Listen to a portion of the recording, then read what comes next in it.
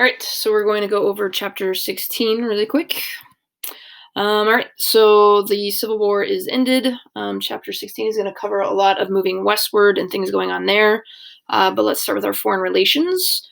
So after some foreign arbitration between the Union and Britain, we're going to get some money from them because they were helping build Confederate naval ships during this time. So they paid us an I'm sorry amount of $15.5 million. And we were friends again. So at this point, the US, we're going to start becoming interested in islands. Okay, so Caribbean, Pacific. We're getting curious about what's out there beyond our borders. And when we get Commodore Matthew Perry, he's going to go venture into Japan and persuade them with some might and muscle to open up trade with us. So Japan will eventually open up and trade with us. William Seward's still the Secretary of State. Okay. We're going to get something called the Burlingame Treaty, which is basically we're allowed to send missionaries over to China. So we're going to convert some Chinese people to Christianity. Okay.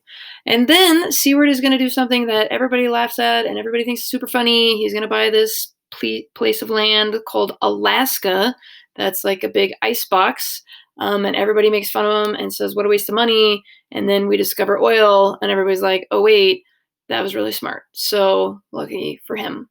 All right. So we are going to put on some tariffs to help us grow economically. So the debt after the Civil War, we are going to erase it because we increase these tariffs. Okay.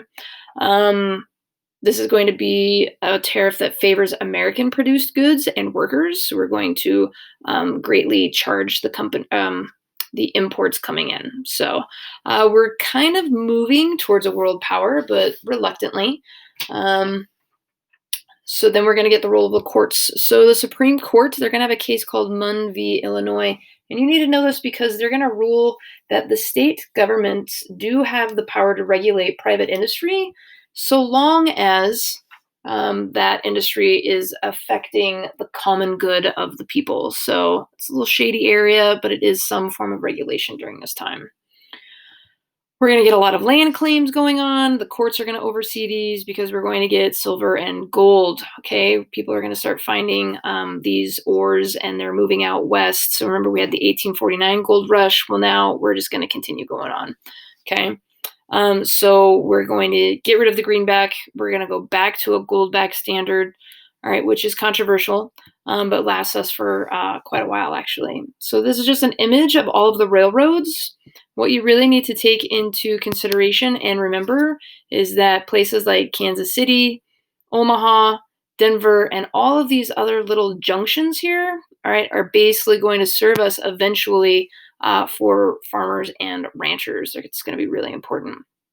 But what I really want you to know is how they all converge, right? Like arteries in your body to pretty much the heartbeat of our economy during this time period. Okay, so chapter 16, 17, 18, 19, and actually even 20, Chicago is the heartbeat and the economic success of the US. This is where all final goods go from the raw market of farms, ranches, to be produced into a final product that's going to be shipped back out and sold across the country. All right, so we are also going to get mining empires. We're going to get corporations that go out and start mining for things. An example of this is 1859, Virginia City.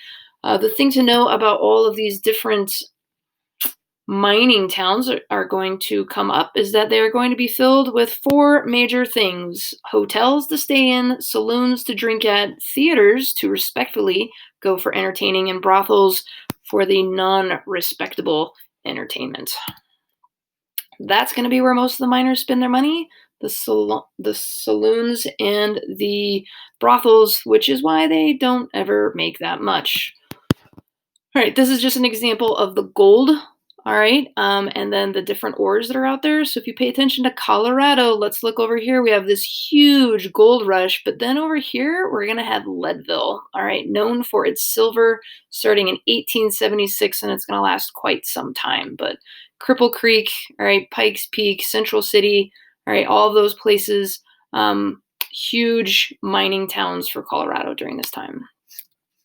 This is just to take a look at the population shift over time from 1860 to 1890 over on the West Coast. Some mass migrations are happening there.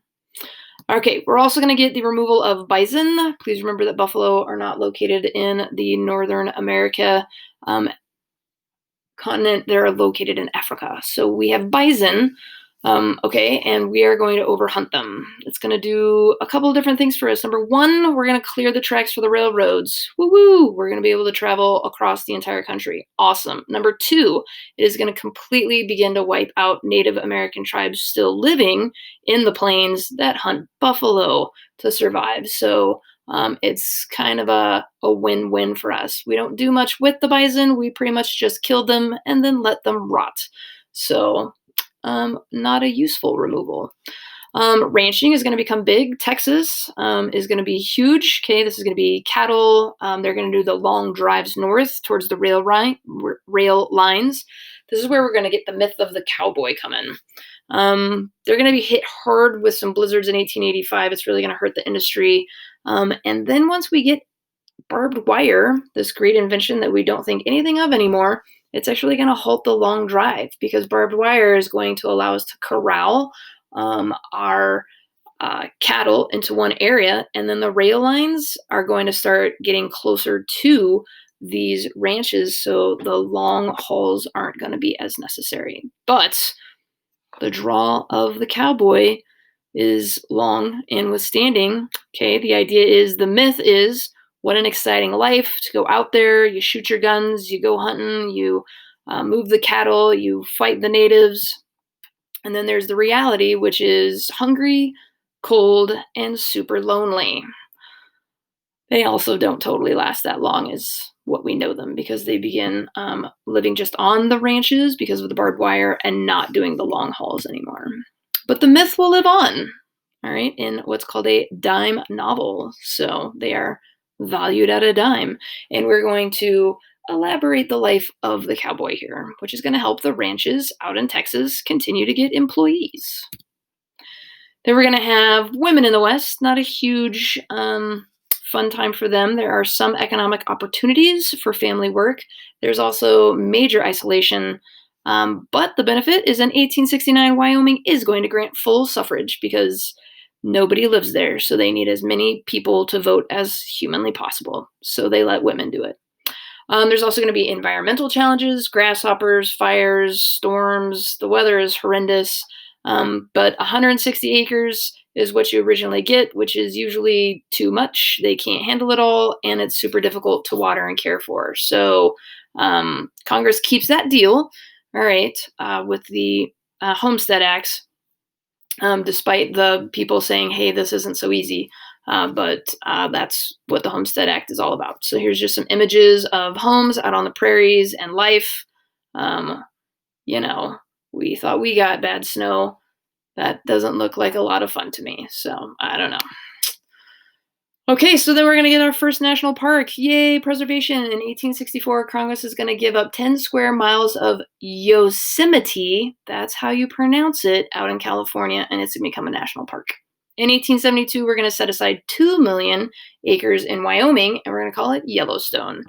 Okay, this is really going to be a boost to tourism because railroads are going to go right by them. Okay, we're going to, again, expel the natives from the areas, which means we're going to have a lot of conflicts, which is also in this chapter, so be sure you're reading. And then we're going to get some management guidelines for all of these parks, okay? And that's going to be our boy Teddy Roosevelt. He's got some good, he's got some bad with him, but definitely preservation is a big hit. So this is just a fun map to show where the natives originally were, all over the place, and then where we put them. So where we put them is the blue little areas. So might be why we had some conflicts. All right, so some civil wars and Indians on the plains. The Dakota, Sioux, and the Cheyenne are who you really need to focus on right now. 1862, Sioux are going to start attacking settlers because they're not happy that they're moving in on their territory. All right. Congress then reacts by canceling all their treaties. So now they can essentially be hunted by whomever. The Cheyenne tribe, 1864, Chivington, they're going to attack the Cheyenne, who are just peaceably camping on their way to a new plot of land that they had gained from a treaty. The Arapahoes and Sioux, they're going to retaliate in honor of the Cheyenne. And really, it's just going to be a call by the white people that we have an Indian problem. So remember, they have no land. We're encroaching on their land. They're kind of not happy about that. So they do attack us. And in turn, we then attack them. So we do have a problem. And it leads to a huge increase in violence between settlers and the native tribes. So how we're going to deal with this is we're going to try to get them all on reservations, and then we're going to create Indian boarding schools where we are going to drive out to the reservations. We are going to put young children on a truck, drive them out to a railroad. We're going to send them off to a boarding school whereby they will be Christianized, their hair will be cut, and they will be taught the white man's ways. The most famous one is the Carlisle School, 1879. Courts are going to rule that Indians were not citizens unless later approved by Congress. And we're not going to approve that until the 1920s.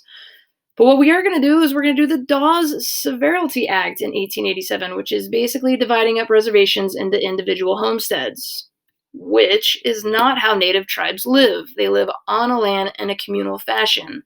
So if we go in and we chop it all up and say, here's your tiny plot of land, by the end of it, we basically get a bunch of land back, which is how the government's going to seize 15 million acres of Indian territory. These are some examples of boarding schools before and after. All right, Sitting Bull and Custer in 1874. Custer's going to claim gold in the Black Hills, which is where the Sioux were. They're going to be pushed out. By 1876, the U.S. government is going to demand that Sioux and Sitting Bull gather to move and negotiate with us.